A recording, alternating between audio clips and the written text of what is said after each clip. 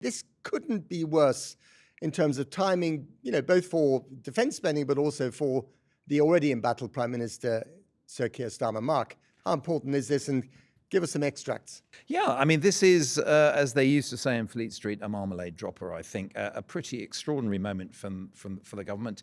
Time and again, I've heard over the last year or two, since Labour came to power, why don't the service chiefs resign? Things like that from people in the military, because they felt they were being squeezed for money, that the government wasn't prepared to match its big talk about going to a war footing with the cash. All hat and no cattle, as they say in Texas. Well, absolutely. And now, lo and behold, not the service chiefs, the defense secretary has gone, and he's exposed, I think, some rather damaging detail. Firstly, that he was only told a couple of days ago on Monday what the financial settlement was for this defense investment plan. Remarkable, really. We've been waiting a year for this to be resolved, and he was only told 4 days ago. And then he says the settlement has been backloaded. Now, what he means by that is that the Treasury is only giving the increases as slowly as it possibly can.